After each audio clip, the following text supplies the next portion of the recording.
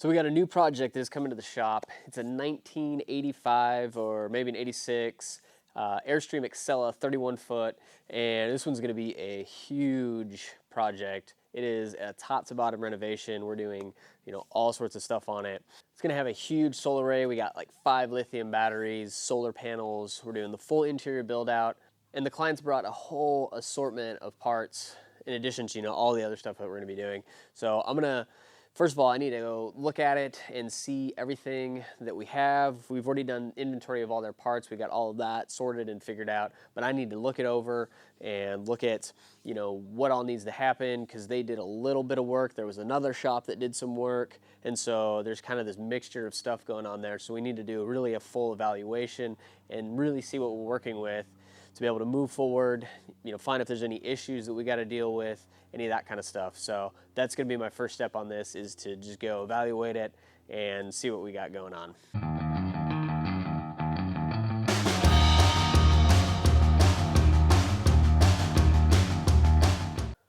So they brought it to us all covered and wrapped up. It's got all this crash wrap all over it. As you can see, a few of the windows are out. Definitely, as you can initially tell, there's quite a bit of stuff that we're going to have to do just to get it to that initial, blank shell point. Just going to kind of unwrap it a little bit more.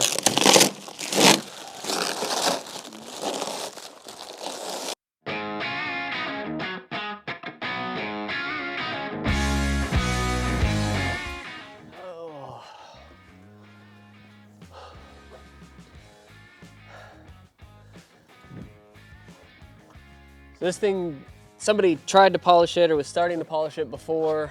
Did an okay job. I mean, it's hard to tell, obviously, because it's been covered and probably sitting. And unfortunately, when you put that wrap stuff on there, there's quite a bit of the stickiness left. And then where water gets in there, you start to get some, corrosion starting to happen again. So obviously we'll have to do full polish starting over on that.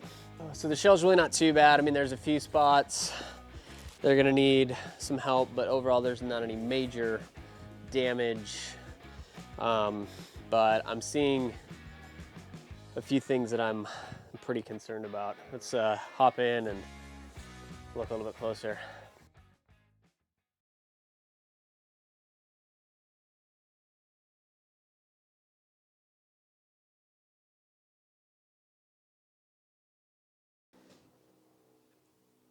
Yeah, ooh, that's what I was worried about.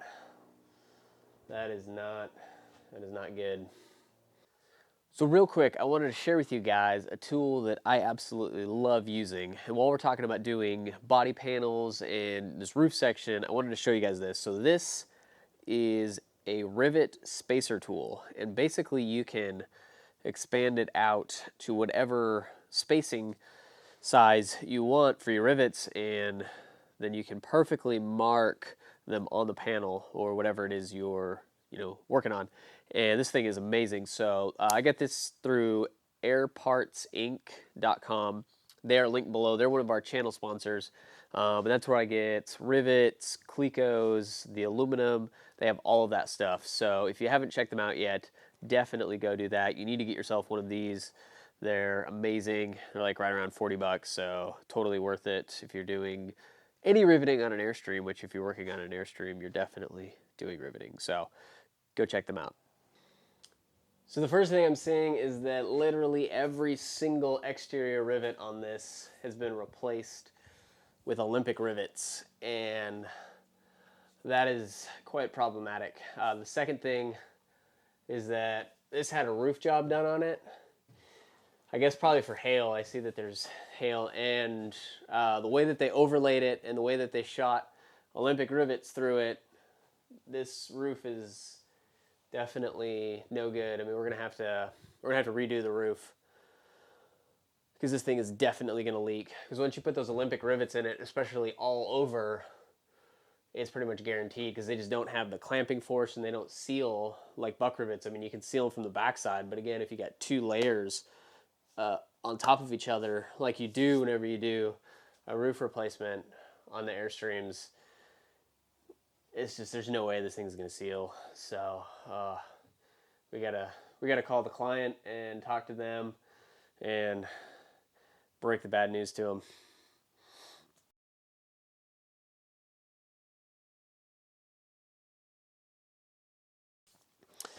On the upside, I mean, some of the other stuff we're gonna have to take all of. They kind of framed out the bathroom. We're gonna have to take that out because obviously the skins need to be in. And the subfloor actually, I looked over the frame and everything, and to be honest, the subfloor is in phenomenal condition. 99% of the time, I would say replace the subfloor. But honestly, with this one, I think is what we're going to end up doing is just to either epoxy over it or do like a fiberglass resin over the entire, like lay fiberglass essentially over the entire thing, just to give it an extra layer of sealant as well as a little bit, just strengthen it up a little bit. But other than that, I mean, it looks great. It is, I think honestly, this may have had a subfloor replacement, just looking at how well painted the frame is and how great condition it is. So, it's probably a newer subfloor, to be honest, just looking at it anyway. So I'm, probably just gonna run with what it's got right now. There's not really a huge point. Like I said, very rare that I would say that. So.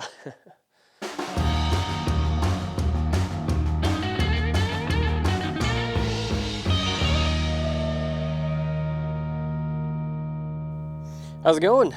Yeah, I'm here.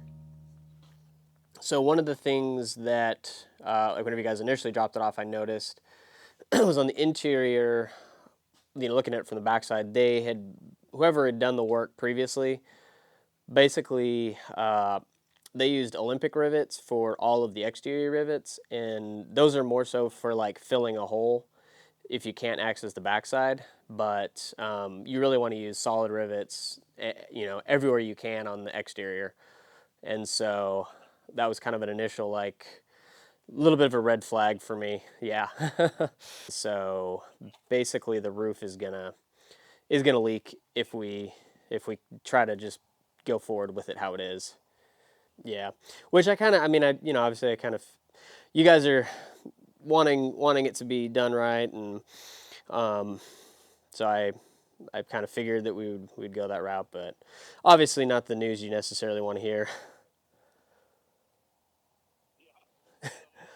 It's never fun to have to break bad news to people, but obviously, the last thing I want to do is do them the disservice of not finding the problem or not being willing to repair the problem, because so often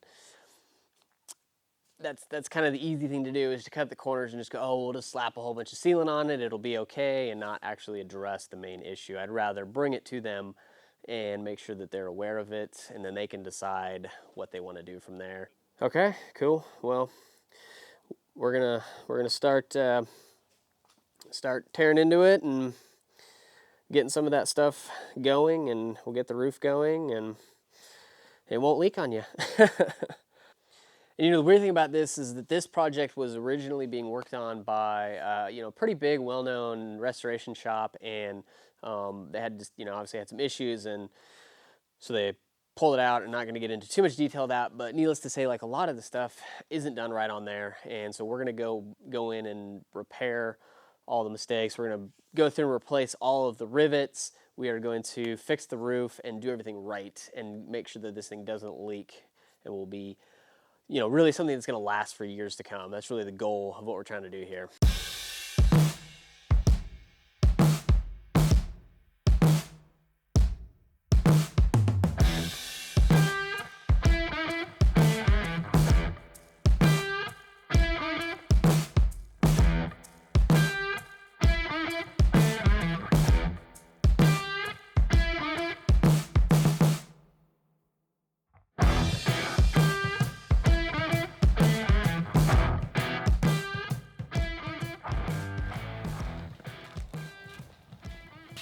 Alright, so we got to go ahead, we're going to replace the roof and like all of the rivets, so we're just going to start drilling out rivets. Don't know how they do that. So we'll probably start on the roof, so bring the scaffolding over on this side, and we'll just start down that line and get this panel up. Good.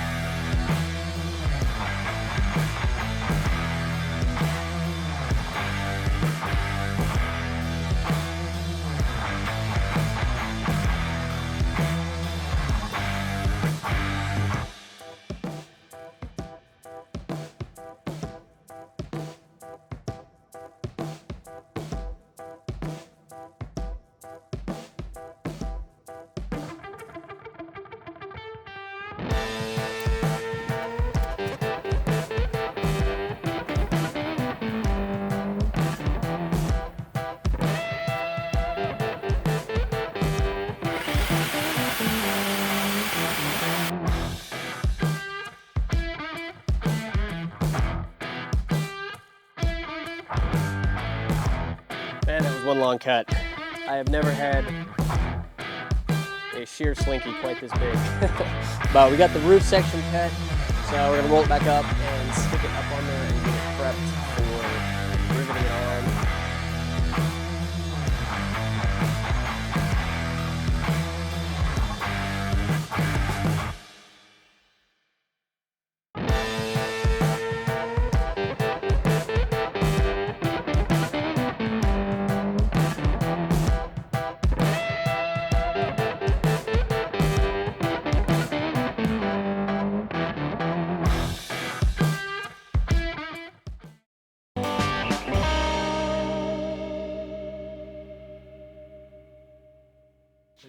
Take the good one. I'll use this one. Is that my drill? Or? Yeah. That's Okay. Yours. Cool. And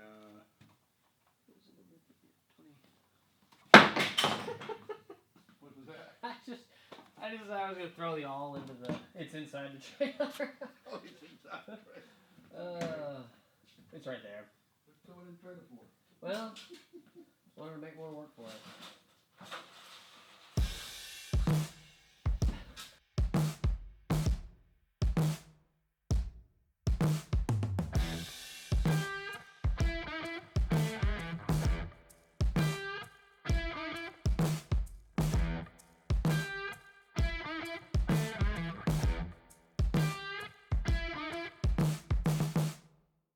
Let me do a quick word to the people. Go for it. Alright, so we got the sheet up here and we are now securing it on here, and if you were to just lay it on here and try to go and rivet it down, you'd have waves in it. So we're using these awls to basically stretch the metal across the top of it to where it's nice and taut on there. So it's a little bit of a process, but it's what you got to do things right.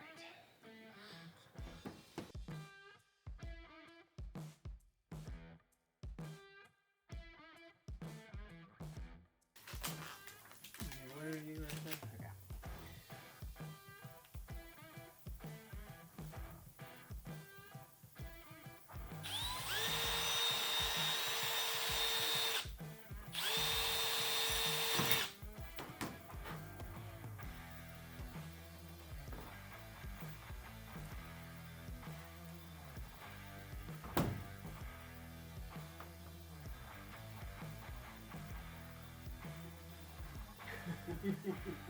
Making a metal scream.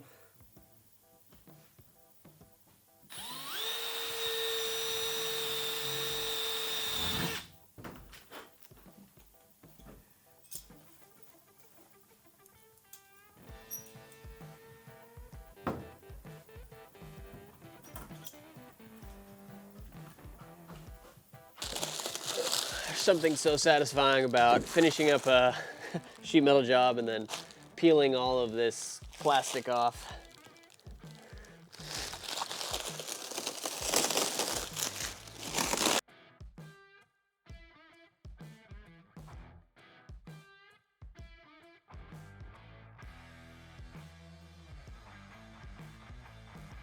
So we have the roof panel on the Airstream, it's all riveted up, and that is huge progress on this. We're finishing up all of the body riveting and all of that. So needless to say, we've been doing a ton of riveting. We've kind of been spreading it out over the past 2 weeks and working on some other projects, doing some shop updates, as well as getting the riveting done on this. So it's completely buck riveted and it is looking awesome.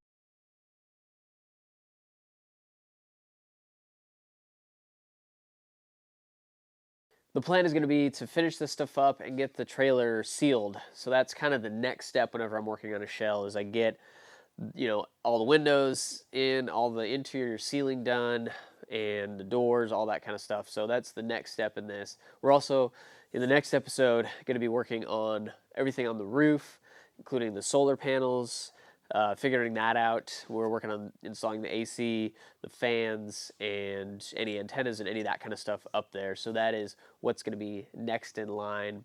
So this project's going to be really amazing, so be sure to subscribe to the channel, check us out on Instagram and Facebook, and we will see you next time.